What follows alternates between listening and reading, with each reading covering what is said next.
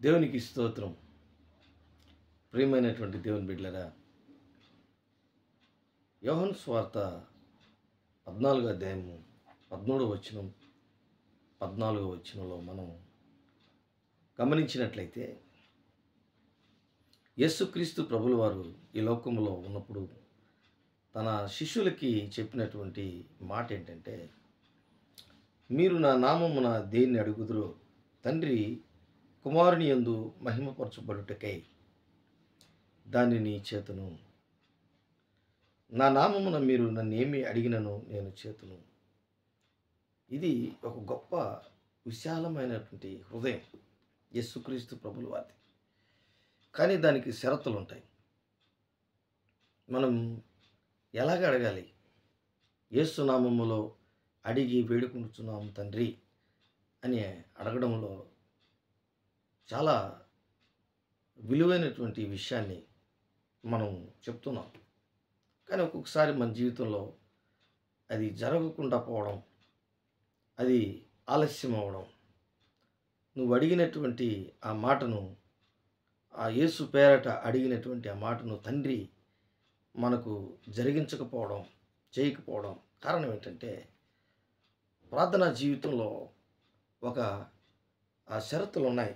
ఏంటంటే ఆ షరతులు, నీవు దేవుని ఉద్దేశాన్ని, ఆయన స్వభావాన్ని, ఆయన ఉద్దేశాన్ని, ఆయన లక్షణాలను, ఆయన అధికారాన్ని, ఆయన సంకల్పాలను, ఆయన ఉద్దేశములు ఇవి ఎన్ని ఉన్నాయో యేసుక్రీస్తు ప్రభుల వారికి అవన్నీ కూడా నువ్వు బాగుగా ఎరిగినటువంటి వ్యక్తిగా, ఆయన గుణలక్షణములు కలిగినటువంటి ఒక కుమారుడిగా, కుమార్తెగా మనము ఆయన వారసత్వం, యేసుక్రీస్తుని అనుగ్రహించిన దేవుడు.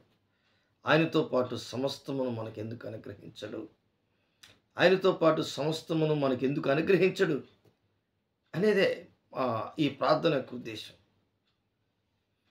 అందుకే యేసు ప్రభు అంటున్నాడు శిష్యులతో, ఒక బాహాటంగా విశాలమైనటువంటి హృదయంతో మీరు ఎవరిని అడగాల్సిన అవసరం లేదు, ఎవరి దగ్గరికి వెళ్ళాల్సిన అవసరం లేదు. నేను తండ్రి, పరిశుద్ధాత్మ, త్రియేక దేవుడు, ఆయన నా పేరట తండ్రిని నువ్వు ఏది అడిగినను, మీరు ఏది అడిగినను, ఇక్కడ ఎంత క్లియర్గా చెప్పిన, మీరు నా నామమున దేనిని అడుగుదురో తండ్రి కుమారుని యందు మహిమపరచబట్టుకి దాని చేతును. అంటే కుమారుడు యోహాను సువార్త 17వ అధ్యాయంలో మీరు బాగా చదివినట్లయితే, తండ్రి యొద్ద ఏ మహిమ ఉందో కుమారుని దగ్గర కూడా అదే మహిమ. ఆ మహిమను తండ్రి అయిన దేవుడు కుమారుడైన యేసుక్రీస్తుకి ఆయన మహిమ ఇచ్చినప్పుడు, ఆయన మహిమపరచడమే కాకుండా, దేవుని ఆయన పడడమే కాకుండా దేవుడైనటువంటి యెహోవాని మహిమపరచడం. అంత మాత్రమే కాదు, యేసుక్రీస్తుకి అనుగ్రహించబడినటువంటి శిష్యులు, అలాగే ఈరోజు నీవు, నేను, మనం అందరం కూడా ఆయన మహిమను పొందుకున్నటకు అర్హత. తండ్రి, నీ యొద్ద నాకు ఎట్టి మహిమ ఉన్నదో ఆ మహిమ నువ్వు నాకు ఇచ్చావు. నీవు నాకు ఇచ్చినటువంటి మహిమ ద్వారా నేను నిన్ను మహిమపరిచితిని. అంటే ఆయన క్రియలను బట్టి, ఆయన ఉద్దేశాలను బట్టి, అలాగే యేసుక్రీస్తుని వెంబడించినటువంటి ప్రతి ఒక్కరికి ఆయన మహిమను అనుగ్రహించాడు. ఎంత గొప్ప విషయం! కాబట్టి ఈ మహిమ, ఆ దేవుని యొక్క ఆ గ్లోరీ నీ జీవితంలో నువ్వు పొందుకునే ఆ విధానంలో ఉన్నటువంటి గొప్ప విషయం ఏంటంటే, యేసుక్రీస్తు యొక్క గుణలక్షణములను ఎరిగినటువంటి వ్యక్తిగా ఉండాలి. అందుకే నా యొద్ద ఏ మహిమ ఉన్నదో ఆ మహిమను నాకు నువ్వు అనుగ్రహించినటువంటి ఈ మనుషులకు నేను ఆ మహిమను నేను ఇవ్వాలని కోరుకుంటున్నాను ప్రభువా. ఎంత గొప్ప విషయం!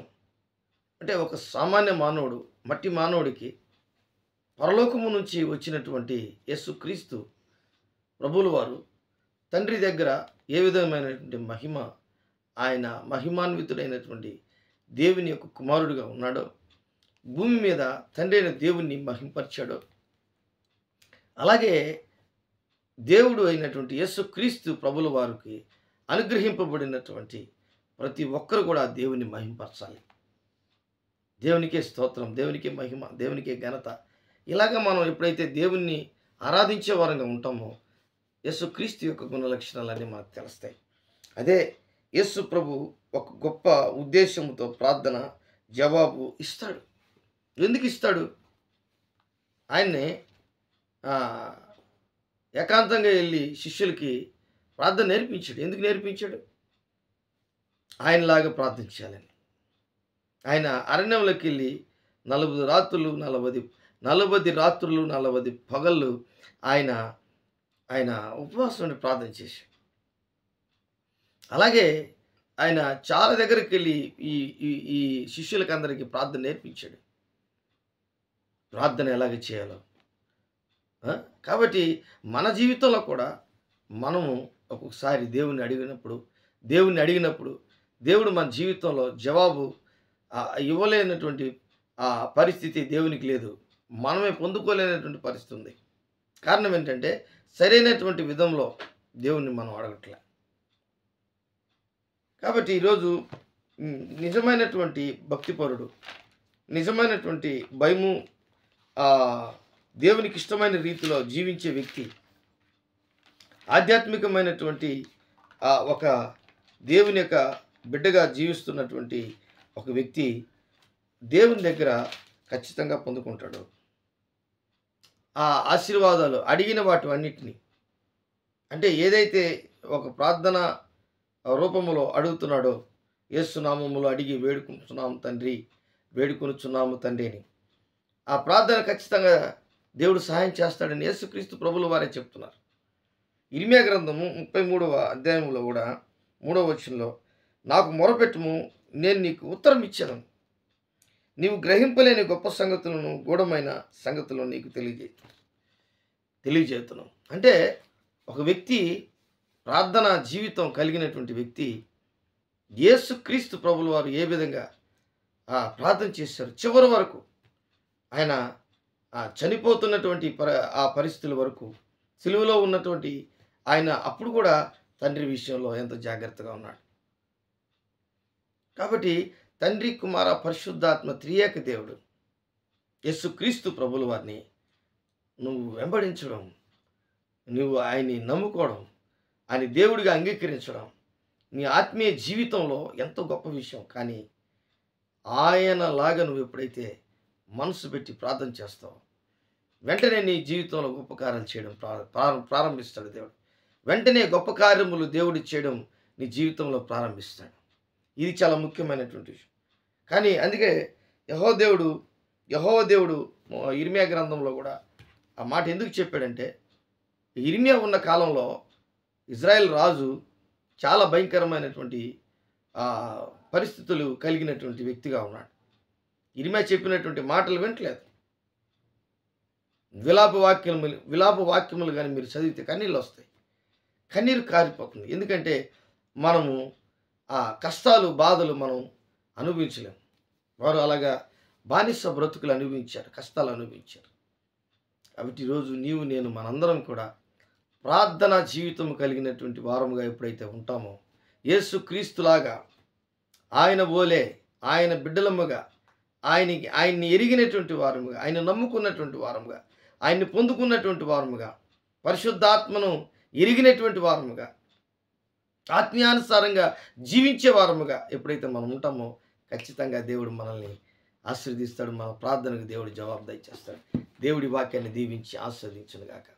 ప్రేమ నమ్మకం కలిగినటువంటి నా యేసయ్య, కూడి వచ్చినటువంటి బిడ్డలను నేను ఈ దినమందు ప్రభా మీరు ఆశీర్వదించి దీవించి గొప్ప కార్యములు వారి జీవితంలో మీరు చేయమని, ఎవరైతే నీలాగా ప్రార్థన చేస్తున్నారో, నిన్ను అర్థం చేసుకొని నీ గుణలక్షణాలు కలిగినటువంటి వారుగా ప్రభా, నీ మీద ఆనుకున్నటువంటి వారుగా, దీన మనస్సు కలిగినటువంటి వారుగా, ప్రార్థనా జీవితం కలిగినటువంటి వారుగా, తగ్గింపు గుణము కలిగినటువంటి వారుగా, తండ్రి, కుమార, పరిశుద్ధాత్మ త్రియేక దేవుడిగా నిన్ను నమ్మినటువంటి వారుగా ప్రభా ఎరిగి ప్రార్థన చేస్తున్నారో, నీ నామములో ఎవరైతే నీ నామములో అడిగి నీ దగ్గర పొందుకోవాలని ఆశపడుతున్నారో వారందరినీ మీరు దీవించి ఆస్వాదించమని యేసు నామములో అడిగి వేడుకుంటున్నాను తండ్రి.